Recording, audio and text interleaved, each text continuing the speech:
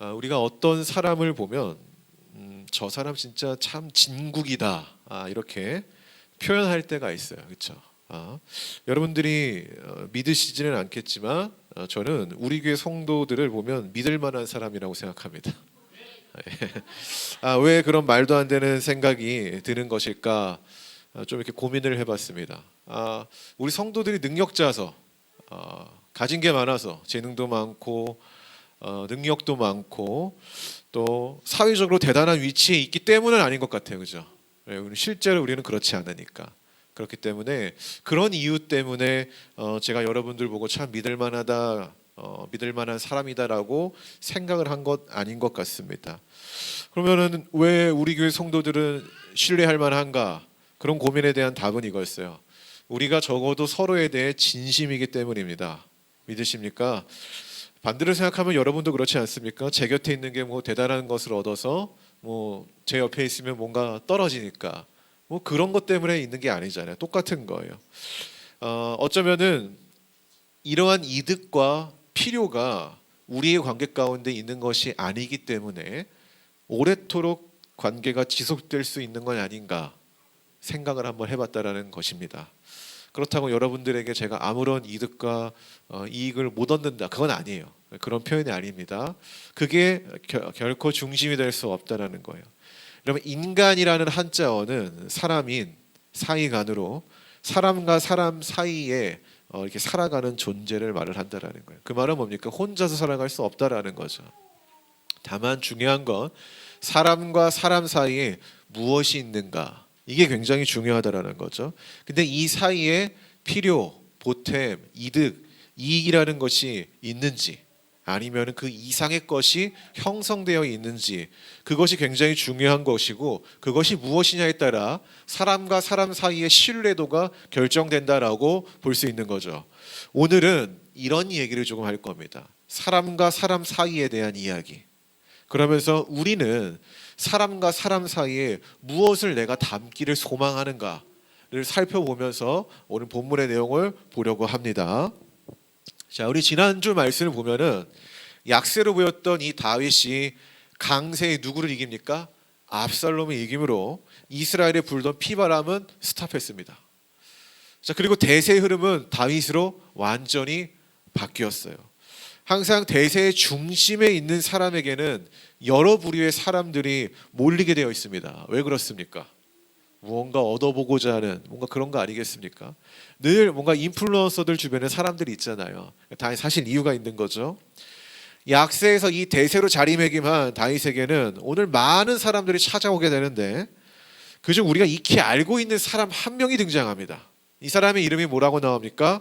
시므이라고 나옵니다. 자, 그가 어떤 모습으로 나오는가, 이게 아주 중요한데요. 본문을 보면은요, 시므이는 다윗이 그 요단강을 건너려고 할 때 달려와 가지고 다윗 왕 앞에 어떻게 합니까? 엎드려 절을 했습니다. 엎드려 절을 했어요. 이 장면이 굉장히 중요한 겁니다. 또한 혼자 왔습니까? 그렇지 않습니다. 베냐민 사람 몇 명을 거느리고 왔죠? 1000명을 거느리고 왔습니다. 우리는 생각해 봐야 돼요. 그렇다면 이 사람은 왜 1000명이나 되는 사람들을 데리고 오는 수고를 하면서까지 다윗을 만나러 온 것일까요? 우리 본문 18절을 한번 읽어보겠습니다. 자, 시작. 왕의 가족을 건너가게 하며 왕이 좋게 여기는 대로 쓰게 하려 하여 나룻배로 건너가니, 왕이 요단을 건너가게 할 때에 게라의 아들 시므이가 왕 앞에 엎드려. 아멘. 자, 여기 보면은 왕이 좋게 여기는 대로 쓰게 하려 하여, 이 무슨 말이냐면은 세번역 성경으로 번역하면 왕의 환심을 사려고, 왕의 마음을 얻으려고 왔다라는 거예요. 자, 시므이가 다윗 왕에게 온 목적은 뭡니까? 환심이죠. 환심. 잘 보이기 위해서. 자, 그가 오늘 다윗에게 잘 보여야 할 이유가 있겠죠. 그건 분명합니다. 그 이유가 어디에 나오는지 아십니까? 사무엘하 몇 장에 나오는지 아십니까? 16장에 나옵니다. 이건 제가 설교 안 했나요? 민도사님이 설교했나? 아무튼 16장에 나옵니다. 16장에. 거기 보면은요, 다윗이 압살롬을 피해 광야로 떠나잖아요. 그렇죠? 이 광야로 떠날 때 오늘 이 바후림이라는 마을을 지나간 적이 있었어요. 자, 근데 그때 누가 등장합니까? 시므이가 등장을 해가지고 다윗을 저주합니다. 어떻게 저주했냐? 너는 살인자다. 너가 뿌린 씨앗 그대로 지금 돌려받는 거고 하나님은 너의 편이 아니라 지금 너에게 재앙을 내리고 있다라고 얘기를 해요. 근데 사람이 말만 하면 괜찮은데 액션까지 취합니다. 어떤 액션을 취하죠? 흙을 뿌리고 돌을 던지면서 그거 있잖아요. 다윗이 그냥 무시하고 가는데 졸졸졸졸 따라가면서 계속 저격을 해요. 얼마나 이게 기분 나쁠까요, 그렇죠? 이 시므이가 다윗한테 그랬단 말이에요. 근데 그때 다윗이 어떤 마음이 있었냐면은 이런 마음이 있었어요. 다 내가 잘못한 거지. 다 내가 뿌린 거야. 이것조차도 하나님이 나에게 주시는 메시지야라고 하면서 그냥 지나갔어요. 이때 당시 옆에 있었던 사람이 있습니다. 누군지 아십니까? 오늘 본문에도 나오는데 아니요. 22절인가 한번 볼까요? 22절. 수르 이게 뭐라고 나옵니까? 아닙니다. 21절입니다. 21절. 아비새가 나옵니다. 이때 아비새가 동일하게 저 시므이 제가 가서 죽일까요, 왕이시여? 이렇게 얘기를 하거든요. 근데 다윗이 그러지 말라고 해요. 그냥 겸허히 그 저주의 소리들을 이렇게 들어요, 묵묵히. 자, 이때 당시에 이 보잘것없는 시므이가 왕에 비하면 보잘것없잖아요. 근데 이 왕에게 이런 언사와 저급한 행동을 할 수 있었던 건 뭐냐면은 이때 당시에 다윗은 권력을 잃고 굉장히 연약하던 힘이 없던 시기였기 때문에 그런 거예요. 그러니까 시므이는 다윗을 얕잡아 본 거죠. 왜? 그에게 힘이 없으니까. 그런데 오늘 전혀 다른 판도로 상황이 뒤집어진 거예요. 이 시므이 생각에는 누가 이겨야 됩니까? 압살롬이 이겼어야 하는데 누가 이깁니까? 다윗이 이긴 거예요. 예상 밖의 일이 벌어진 거죠. 그러니 이전에 다윗을 향한 그 불미스러운 그 행동에 대해 매듭을 지어야 했던 거예요. 그런 이유로 오늘 다윗에게 엎드려 절할 수밖에 없던 것입니다. 우리가 사람의 그 관계를 표현할 때 어떤 사람의 특징을 표현할 때 이런 표현을 해요. 요즘에 강, 약, 강. 그렇죠? 강한 자에게는 약하고 약한 자에게는 강한 모습을 드러내는 그런 태도를 말합니다. 심리학에서는 이런 사람들을 이렇게 표현합니다. 비열한 사람이다. 한편으로 또 이렇게 말을 해요. 생존 본능 중 하나다. 네. 근데 이게 동물이 갖고 있는 본능이래요. 동물이 어떻습니까? 강한 자한테는 약하고 약한 자는 잡아먹잖아요. 그러니까 이게 생존 본능, 동물이 갖고 있는 본능이라는 거예요. 어떻게 보면 인간도 동물에 포함된다고 말하잖아요. 과학적으로는. 그렇죠? 그렇기 때문에 우리도 예외는 없다라는 거예요. 그런데 다만 우리에게 뭐가 있습니까? 높은 지성과 이성이 있기 때문에 본능을 통제할 수 있다라는 거예요. 그렇기 때문에 인간이 본능대로만 행동을 한다면 그건 인간이 아니라고 정의를 하는 거죠. 우리는. 오히려 본능대로 강약약강의 인생을 사는 사람은 지능이 아주 낮은 그 지능이 그 이성이 아주 낮아서 자기의 그 생존 본능을 제어하지 못하는 통제하지 못하는 수준 낮은 사람이라고 말을 하는 거예요. 그런 의미에서 오늘 시므이의 행동을 보면은요 강약약강의 인생 이 사람 굉장히 저급한 인간이라고 우리가 표현할 수 있는 거죠. 혹시 우리의 모습이지 않습니까? 어쩌면 우리도 인간익을 포기하고 생존 본능에 따라 살아가는 동물로서 살아가고 있지 않습니까? 여러분 우리도 사람을 대할 때 이러한 사고 이러한 본능을 제어할 줄 알아야 돼요. 무엇으로? 이성으로, 지성으로. 자, 약해 보이면 함부로 대하고 강해 보이면 존중을 하는 건 인간이 아니라 동물에 가까운 것입니다. 다시 성경의 내용으로 돌아갈게요. 시므이는 다윗 왕 앞에 엎드릴 수밖에 없는 상황을 마주합니다. 자, 그런데 오늘 이 시므이의 행동을 자세히 보면 그가 정말 이 다윗 왕한테 용서를 구하는 것인지 그의 진정성에 의심이 든다라는 거예요. 한번 봅시다. 19절 20절입니다. 제가 읽고 여러분 읽을게요. 왕께 아뢰되 내 주여 원하건대 내게 죄를 돌리지 마옵소서. 내 주 왕께서 예루살렘에서 나오시던 날에 종의 패역한 일을 기억하지 마시오며 왕의 마음에 두지 마옵소서. 왕의 종 내가 범죄한 줄 아옵기에 오늘 요셉의 온 족속 중 내가 먼저 내려와서 내 주 왕을 영접하나이다 하니. 아멘. 자, 지금 일단은 시므이는 을의 입장에서 용서를 구하는 어떤 전체적인 그림이 나옵니다. 근데 보통 우리가 누군가에게 용서를 구할 때 가장 먼저 해야 되는 말이 뭡니까? 죄송합니다. 제가 잘못했습니다라는 시인을 해야 용서가 성립이 되는 거예요. 근데 이 말이 나오지 않으면은 상대방이 나한테 용서를 구한다고 우리가 생각합니까? 아니요. 괘씸한데 하면서 아주 그냥 이번 기회에 어떻게 좀 크게 혼내주려고 하죠. 오늘 시므이를 보세요. 뭐라고 말합니까? 제가 잘못했습니다. 저희 이 죄를 용서해 주세요가 아니라 뭐라고 얘기해요? 자기에게 돌리지 마옵소서. 죄를 자기에게 돌리지 말래요. 그리고 또 뭐라고 해요? 왕 마음에 품지 말라고 얘기를 합니다. 상처를 줘놓고 상처를 받지 말라라는 얘기예요. 이게 말입니까? 논리가 좀 잘못되죠. 자, 그렇다고 해서 이 사람이 용서를 구하지 않는 건 아니에요. 다만 진정으로 죄 용서를 구하는 모습은 아니라는 거예요. 이게. 더군다나 지금 시므이 뒤에는 누가 있습니까? 어떤 무리가 있어요? 1000명의 베냐민 사람들이 있어요. 자,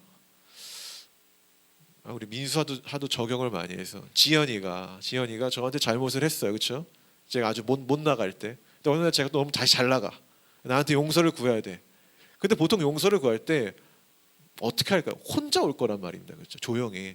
왜냐하면 나의 비굴한 모습이 있기 때문에 조용히 좀 용서를 구하겠죠. 근데 지연이가 한 20명을 데려왔어요. 덩치 있는 사람들 막 문신 있고. 무슨 의미일까요? 그 뒤에 있는 그 백그라운드의 배경은 지연이한테 무슨 의미가 될까요? 겁박하는 거죠. 겁박하는 거죠. 지금 무슨 의미입니까? 그러니까 시므이 입장에서는 이 1000명의 베냐민 사람들을 이 먼 거리까지 함께 대동할 정도로 영향력 있는 사람이다라는 것, 자기의 영향력을 과시하면서 왕이 나를 받아주지 않으면 어떨 거라는 거예요? 이 1000명이 당신에게 등을 돌릴 거라는 거예요. 이런 정치적인 제스처를 취하는 거예요. 지금 이 상황이 어떤 상황이냐면은 가뜩이나 다윗 편이 없는 상황이잖아요. 전쟁에서 이겼지만은 분열이 있는 상태. 그리고 이 1000명이 보통 1000명일까요? 제가 볼 땐 베냐민 지파의 굉장히 엘리트들, 그 지파를 전부 움직일 수 있는 그 사람들, 등을 돌릴 거라는 무언의 협박의 메시지를 전하는 겁니다. 그러니까 전체적으로 보면은 겉으로 용서를 구하는, 엎드리는 그런 자세를 취하지만 그 이면에는 나를 용서하지 않으면은 이 모든 사람들이 다윗 왕으로부터 등을 돌릴 것이라는 정치적 계산이 깔린 겁니다. 사람이 머리를 조아릴 때는, 머리를 숙일 때는 진정으로 나아가야 하는데, 이 시므이라는 사람은 오늘 본문에서 절대 그런 마음을 보이지 않는다는 거예요. 제가 8월 22일에 그 대한학교 영성수련회 이제 말씀을 전하러 갑니다. 그때 전하게 되는 이 말씀의 주제가 용서예요. 용서. 저는 용서가 기독교 신앙의 꽃이라고 생각합니다. 열매. 근데 어떤 이들은 은사적인 능력이 믿음의 절정이라고 말을 하기도 해요. 뭐 방언이나 기도로 치유하고 뭐 통변하고 예언하는 이런 은사들. 물론 성경에는 이런 은사들이 다 있고 이런 은사의 어떤 등급, 무엇이 최고고 무엇이 더 좋은가라고 이 등급을 매기는 것 자체가 말도 안 되는 일이지만은, 그럼에도 저는 나를 미워하는 사람, 그런 원수를 용서하는 영성이 믿음의 최고 단계, 영성의 최고 단계라고 저는 생각합니다. 저의 생각일 뿐이에요. 저의 생각일 뿐. 그래서 이번 기회에 용서에 대해, 성경이 용서에 대해서 얼마나 이야기하고 어떻게 용서를 하는 것이 성경적인지를 한번 이렇게 전해보려고 해요. 자, 그런데 저도 이제 성경적 용서가 좀 뭔지 공부할 필요가 있어가지고 두 권의 책을 이제 참조를 했습니다. 하나는 팀 켈러의 용서를 배우다라는 최근 책이고요. 또 하나는 방정열 목사님의 용서 그 불편함에 관하여라는 책이에요. 근데 이 후자 두 번째 말한 이 책을 보면은요, 성경에는 두 가지의 용서가 있는데 그 두 가지 중에 하나의 주된 용서의 방법이 있대요. 자, 먼저 우리가 생각하는 일반적으로 성경에 나오는 용서는 이거예요. 무조건적인 용서. 그렇지 않습니까? 그러니까 하나님의 입장에서 인간을 사랑하여 무조건적으로 용서하려고 하는 이 하나님의 마음을 이야기를 한다라는 거예요. 근데 이 목사님이 연구를 해본 결과 그게 아니라는 거예요.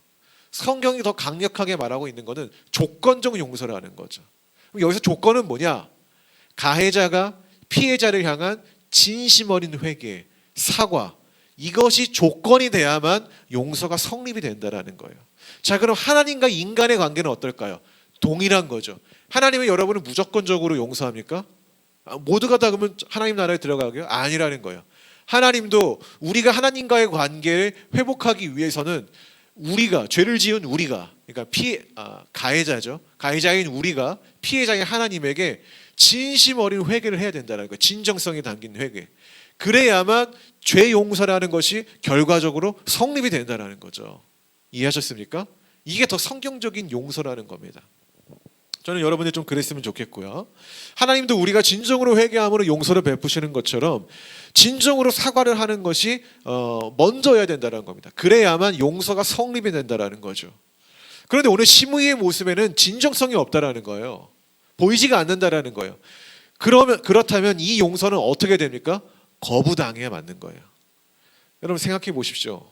어떤 사람이 나를 모욕했어요. 그런데 그때는 내가 사회적으로 연약할 때라는 거죠. 근데 그 사람이 나를 모욕한 거는 사실 내가 아무런 영향이 없으니까 나를 얕잡아 본 거죠. 그러니까 나를 이제 모욕을 한 건데 감사하게도 그 사회적으로 나의 위치와 내 마음의 자존감이 낮아져 있을 때 하나님의 은혜로 회복했어요. 그래서 사회적 위치와 이 모든 것을 우리가 회복했단 말이죠. 예전과 같은 그 힘이 나에게 주어졌습니다. 그런데 그때 나를 모욕하던 사람이 다시 다가와 내가 잘 나가니까 나에게 용서를 구하는 거예요. 나에게 뭔가 얻을 게 있으니까. 하지만 그 행동에 진정성이 보이지 않아요. 마음단이 사과가 있었는데 사과가 없어요. 여러분 받아줄 겁니까? 못 받을걸요. 인간은 상대가 진심으로 용서를 구해도 사실 받으려고 하지 않아요. 그게 우리의 본성이에요. 왜 그렇습니까? 이미 받은 상처 때문에, 자존심 때문에, 미운 감정 때문에 이게 잘 안 된다라는 거예요. 진정으로 사과를 해도 용서하는 것이 어려운 게 우리의 인간의 현실인데 진정성이 없는 고개 숙임의 사과 우리가 어떻게 받아들이냔 말이에요. 근데 놀라운 건 뭐예요? 오늘 본문에서 다윗은 그것을 받아들였다라는 거죠. 받아들였다 다윗은. 그 엄청난 그 자존심, 상한 자존심, 미운 감정 이것에 있을 터인데 그리고 시므이가 오는 거 딱 봐도 자기를 협박하는 건데 이건 진정한 용서가 아닌데 그걸 받아줬다라는 거예요. 심지어 오늘 다윗의 측근이 누가 나온다고 했죠? 아비새가 시므이의 이 죄악된 행실을 넘어가선 안 된다고 주원을 해요. 이 아비새는 아까도 말한 것처럼 시므이가 다윗을 저주할 때 그 현장에 있던 사람이에요. 그래서 다윗의 마음을 누구보다도 잘 아는 사람입니다. 그리고 저 시므이가 절대로 용서를 구하는 사람이 아니다라는 것을 아는 사람이라는 거예요. 근데 그 마음을 가지고 조언을 했는데도 불구하고 다윗은 그 조언을 따르지 않고 이 시므이를 수용했다라는 거예요. 심지어 23절에는 이렇게 말합니다. 23절 한번 읽어봅시다. 시작. 왕이 시므이에게 이르되 네가 죽지 아니하리라 하고 그에게 맹세하리라. 자, 여러분 놀랍지 않습니까? 맹세까지 합니다. 만약 저라면은 복수의 칼로 내리쳤을 거예요. 아까 지연이가 그런 상황이었다면은 진짜 뭐 아주 그냥 주변에다가 지연이를 나쁜 사람으로 이렇게 페이스북에 막 다 글 올려서 막 공유하기 막 하고 그랬을 거라는 것. 이게 우리의 본성이라는 거죠. 저는 이 강약약강의 사람은 사실 제 인생에서 수용하지 않습니다. 제 인생에서 그런 사람이 있고 그 사람이 나에게 이득이 있는 사람이에요. 그럼 저는 그래서 끊어버릴 것 같아요. 가까이 하자는 걸 안 할 것 같아요. 이런 무리의 사람을 수용하지 않을 겁니다. 근데 다윗은 그를 용납했다라는 거죠. 제가 오늘 이 다윗의 모습을 보면서 정말 감명을 받았어요. 아니 어떻게 시므이 같은 인간이 용서할 수 있지? 나를 이렇게 심각하게 막 나에게 돌을 던지고 비난하고 정말 이 달면 삼키고 쓰면 뱉는 그런 부류의 인간. 어떻게 이런 인간과 함께 하려고 하지? 그를 어떻게 수용했지? 놀라울 따름이었어요. 그래서 설교를 준비할 때 다윗이 시므이를 향한 용서와 용납을 주제로 제가 설정을 했고 여기에 맞춰서 설교를 하려고 쭉 기록을 하다가 싹 다 지워버렸습니다. 왠지 아십니까? 오늘 본문에서 다윗은 시므이를 진정으로 용납한 게 아니거든요. 그럼 뭘까요? 표면적으로 시므이를 용납한 것 같으나 다윗에게는요 다른 마음이 있었어요. 다른 마음이. 먼저 다윗은 그 배경에 있는 그 영향력을 무시할 수 없어 수용한 겁니다. 지금은 시므이를 내치는 게 자기에게 이득과 이익이 되지 않기 때문에 물론 자존심은 상하지만은 수용한 거예요. 그 이익을 얻기 위해서 시므이를 용납하는 모습을 보여준 거지 그를 진정으로 용서하는 신앙의 절정, 기독교 신앙의 꽃을 보여준 사건은 아니라는 겁니다. 그에 대한 증거가 있어야 될 거 아닙니까? 뭘까요? 민수야 뭘까?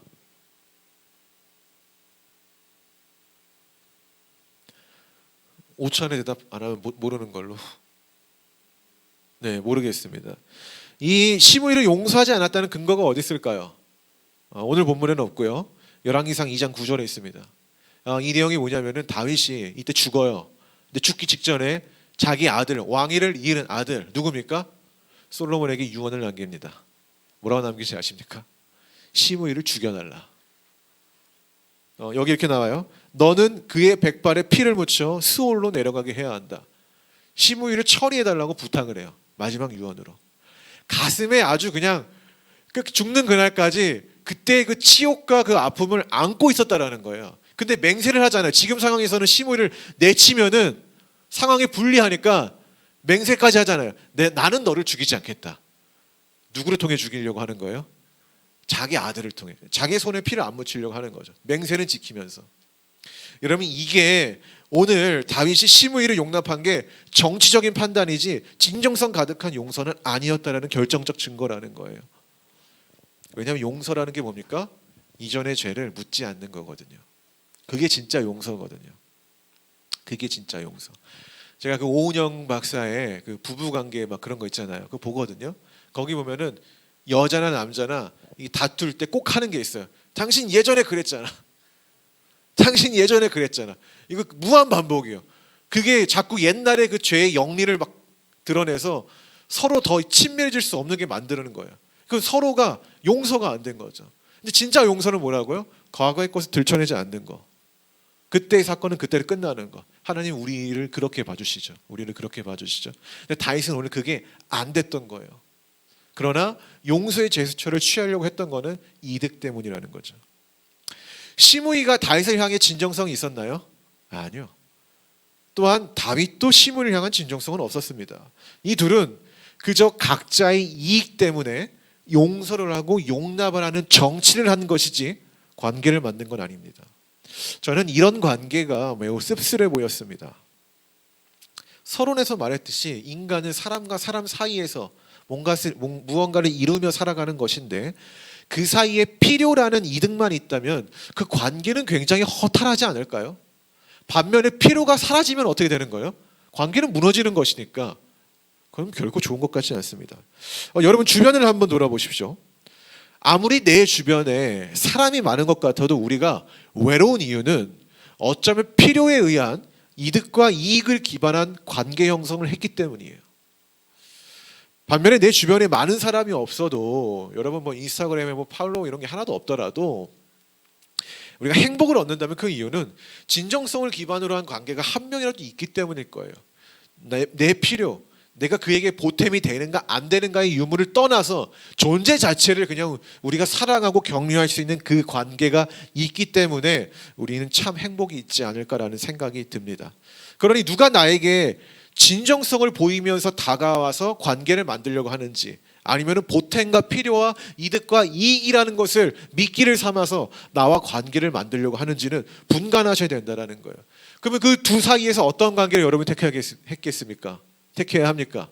필요, 보탬, 이익 이런 것으로 나에게 미끼를 던져서 나와 함께 하지면 너에게 피해가 있을 거라고 던져지는 그런 관계? 그게 아니죠. 진정성으로 진심으로 다가오는 그 관계를 우리가 선택해야 된다는 거예요. 그런데 아쉽게도 오늘 다윗은 그것을 선택하지 않았다라는 거죠. 그것을 또 어떻게 할 수 있습니까? 무비보셋의 이야기를 보면 압니다. 자, 여러분 이 본문 24에서 30절을 보면은요. 다윗에게 다가온 또 다른 사람이 나와요. 제가 말한 사람 무비보셋. 이 사람이 누굽니까? 누구 아들이죠? 요나단의 아들이죠. 사울의 아들이 아니라. 사울과 이 사람의 관계는 뭡니까? 손자와 할아버지죠. 근데 요나단이 누굽니까?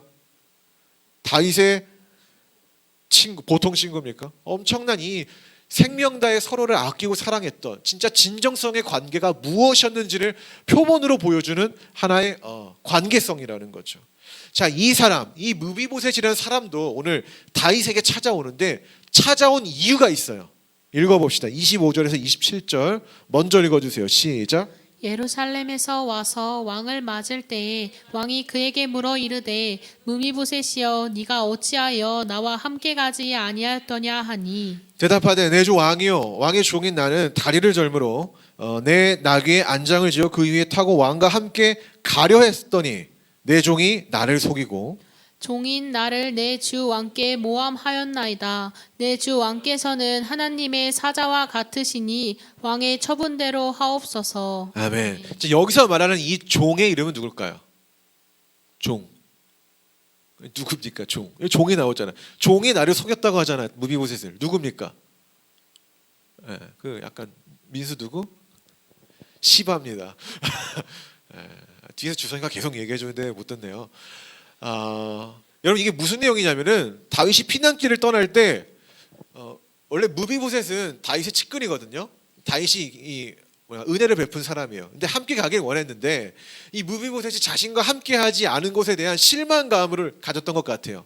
그래서 오늘 이 기회에 너 그때 왜 나를 따라오지 않았냐? 그러니까 이게 또 다른 말로 왜 나의 편에 서지 않았냐라는 이야기를 한다는 거죠. 근데 무비보셋이 뭐라고 말합니까? 왕이시 오해입니다.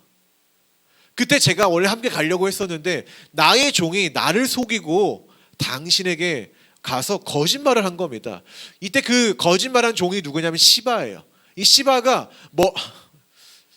약간 이게 발음이 좀 그러네요. 먹을 것을 갖고 왕한테 갑니다. 그때 다윗이 이 종에게 물어요.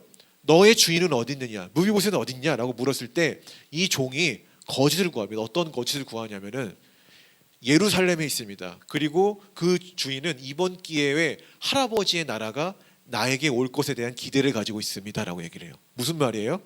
사울의 나라가 자기에게 닭이 올 거다. 뭔가 쿠데타적인 그런 반역적인 이야기를 거짓으로 구했다라는 거예요. 자, 이제 다윗도 상처받았겠죠. 왜냐하면 다윗은 요나단과의 약속 때문에 무비보셋에게 은총을 베풀었는데 그 인간이 내가 은혜를 베풀었던 그 사람이 나를 해하려고 하는 목적을 담고 있었다라는 이야기를 들었다라는 거예요. 근데 무비보셋이 오늘 뭐라고 하는 거예요? 그 종의 그 말은 거짓입니다라고 말을 하는 거죠. 오해입니다.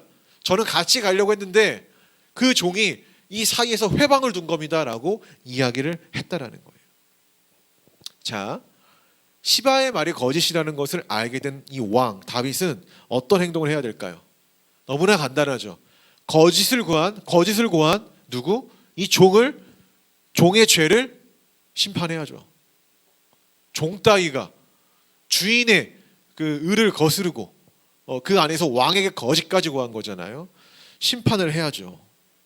그러나 다윗의 처사는 어떻습니까? 오히려 무비보셋의 밭을 시바와 나눠 가지라고 합니다. 나눠 가지래요. 좀 말이 안 되는 처사를 내리죠. 거짓을 고한 건 종인데 왜 무비보셋이 자신의 땅을 그 종과 나눠야 하는 걸까요? 납득이 됩니까? 안 되잖아요. 그건 간단하죠. 그거는 이 시바는 시므의 편에 선 사람이고 그를 내치면 시므의 정치적인 힘이 자신에게 등을 돌릴까 봐입니다. 이익이 없을까 봐. 다시 말하면 다윗에게는 충직하고 진실된 절름발이보다 무비보셋 절름발이잖아요. 당장 힘이 될 존재가 더 중요하다고 생각한 거예요. 그래서 정의로운 판단이 아니라 정치적인 판단을 한 겁니다. 그런데 이런 부당한 명령에 무비보셋의 반응이 놀랍다라는 거예요. 30절 마지막 읽어봅시다. 시작. 무비보셋이 왕께 아뢰되 내 주 왕께서 평안히 왕궁에 돌아오시게 되었으니 그로 그 전부를 차지하게 하옵소서 하니라. 왜? 뭐라고 하는 겁니까? 부당한 왕의 판단에 자기 괜찮다고 얘기해요. 내가 원하는 건 왕의 안전, 왕의 옥체가 이렇게 안전하게 돌아온 것만으로도 나는 충분합니다라고 이야기를 해요. 무비보셋에게 다윗과의 관계는 어떤 이득을 취하기 위한 만남이 아니라 그저 왕의 존재 자체를 원했다라는 거죠. 여러분 누가 봐도 다윗에게 진정성 있고 진심인 사람, 정말 필요한 사람은 누굽니까? 시므이? 시바? 아니죠. 무비보셋. 근데 다윗은 그렇게 택하지 않았다라는 거예요.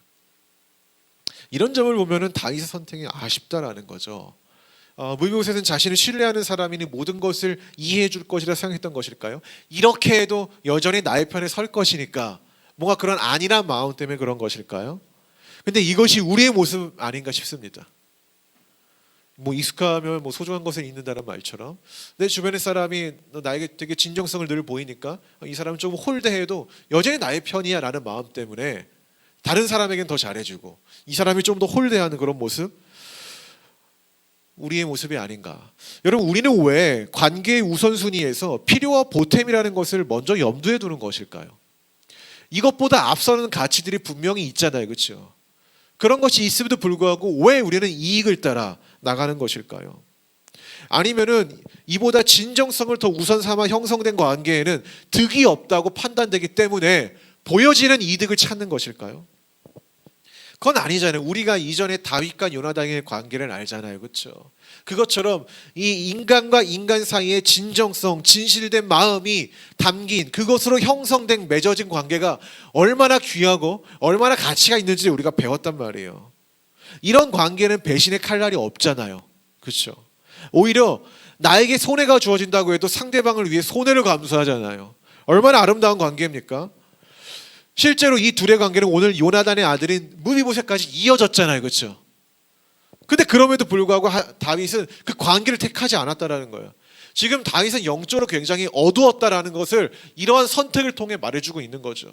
하나님의 은혜를 입었지만은 여전히 무엇이 옳은 것인지, 무엇이 정말로 내 인생에서 우선되는 가치를 삼아야 될 것인지에 대해서는 여전히 어두운 인생, 어두운 상황을 보여주고 있다라는 거예요. 지금 다윗에게는 절름발이의 진심보다 다른 마음을 품고 있지만은 자신의 앞에 머리를 조아리는 시므이의 이 정치력, 힘, 그것을 원한다라는 거죠. 말씀 이제 결론을 좀 맺겠습니다.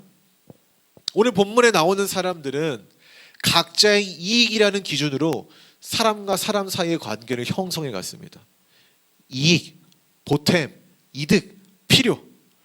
다윗이 시므이를 용납하고 시므이가 다윗에게 엎드린 이 사건은 또한 다윗이 무비보셋을 향한 부당한 결정의 핵심은 무엇이 나에게 더 보탬이 될 것인가, 거기에 대한 저울질, 이것이 기준이었다는 겁니다. 여러분, 우리도 그러지 않습니까? 우리도 그러지 않냐는 말이죠. 여러분, 심지어 어떤 사람들이 교회를 선택할 때도 저울질을 하고 선택해요. 아십니까? 주차장이 있는지, 유아실이 있는지, 또 내 또래 사람들이 많은지, 내가 그 교회 가서 무엇을 얻을 수 있는지, 이 필요와 보탬, 이득에 따라 교회를 선택한다라는 거죠. 하나님을 선택한다라는 거예요. 하나님과의 관계도 그런 방식으로 설정하고 있지는 않습니까, 우리가? 제가 예전에 중고등부 사역을 할 때 서울대에서 강의를 하는 교수님이 있었어요, 선생님으로.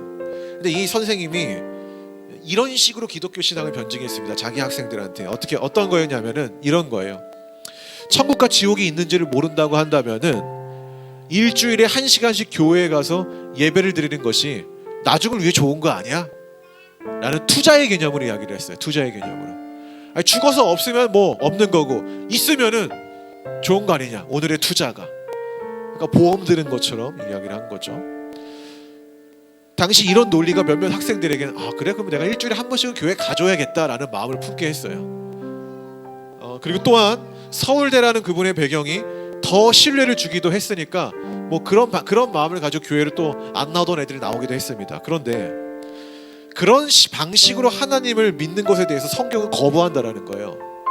이 방식이 뭐냐면은 하나님을 믿으면 나에게 천국이 있다라는 이득, 필요, 이게 나에게 주어지니까 하나님을 믿는 거죠. 조건적 믿음인 거거든요. 조건적 믿음. 그래서 우리는 천국에 가기 위한 투자의 개념으로 신앙생활을 하는 거죠. 근데 성경은 그것을 거부한다라는 거예요. 성경은 하나님이 말을 하잖아요. 내가 소와 내가 이 양을 내가 먹느냐, 내가 정말 원해서 이것을 너희가 나에게 드리라고 하는 거냐? 아니다. 나는 너에게 긍휼과 인애와 진실된 마음을 원한다라고 말을 하잖아요. 이스라엘 백성들은 투자의 개념으로 예배를 드린 거예요. 이걸 드리면은 위험이 있을 때 우리에게 안전이 주어질 거니까 하나님이 나몰라라 하지 않을 것이다라는 어떤 그런 투자의 개념을 가지고 재물을 드렸지만은 하나님이 거부를 했다라는 거예요. 아니, 나는 너희들의 진실된 마음을 원하지 너희들의 그런 계산적인 마음을 원하는 게 아니다라고 말입니다. 이런 이득과 이익의 개념으로 기독교 신앙을 따르는 것을 우리는 기복신앙이라고 말을 합니다. 그건 옳은 신앙이 아니에요. 근데 우리에게 그런 마음이 있다라는 거예요. 우리에게 그런 마음이 여전히 존재한다라는 거예요. 하나님과의 관계 설정을 할 때 필요, 보탬, 이득, 이것을 통해 이것을 미끼 삼아 기도하고 이것이 불안하니까 하나님 앞에 예배를 드리는 그런 모습이 있다라는 거예요. 여러분, 우리가 주님을 믿는 게 교회에서 예배를 드리는 게 지옥이 두려워서 예배를 드립니까? 그 방식은 옳지 않은 거예요. 그건 이득과 필요 때문에. 진정한 사랑은 뭐라고요? 나에게 손해가 와도 우리가 그 길을 따라가는 것. 이게 진짜 놀라운 가치 아닙니까? 하나님은 우리에게도 이득과 이익을 넘어서 진정성 있는 마음을 원한다라는 거예요. 그 마음을 원한다라는 거예요. 우리가 무언가가 이게 우리에게 주어지지 않더라도 하나님을 선택하는 믿음, 이게 진짜 사랑이고 이것이 진짜 주님이 원하시는 마음이라는 거죠. 하나님은 우리에게 그러한 믿음을 끌어내기 위해 먼저 어떻게 하셨습니까? 자기의 가장 소중한 것, 세상에 하나밖에 없는 자기의 아들을 이 땅에 보내셨다라는 거죠. 그 마음을 보이셨다라는 거예요. 그렇다면 우리도 필요에 의해서 하나님을 찾는 게 아니라 진실된 마음, 그 마음으로 우리가 주님과의 관계를 맺는 그런 기반을 삼아야 된다는 것입니다. 성도 여러분, 주님과 관계를 맺는 데 있어서, 사람과의 관계를 맺는 데 있어서 가장 중요한 건 우리의 진짜 진실된 마음, 그것을 가지고 이 관계를 설정하기를 소망합니다. 또한 나와 교회 사이, 그것도 이 교회가 나에게 이득을 주니까 섬기고 이득을 주지 않으니까 떠나고, 이거 너무 말도 안 되는 이야기라는 거죠. 그런 방식이 아니라 성도와 성도 사이에도 보탬과 이득이 돼서가 아니라 우리는 주 안에서 하나니까, 우리는 한 공동체니까, 우리는 하나님 안에서 같은 마음을 품고 있으니까 서로 사랑해야 된다는 이 귀한 진정성이 우리 모두 서로의 관계를 이끄는 중요한 요소가 되기를 주 이름으로 축원합니다. 함께 기도합시다.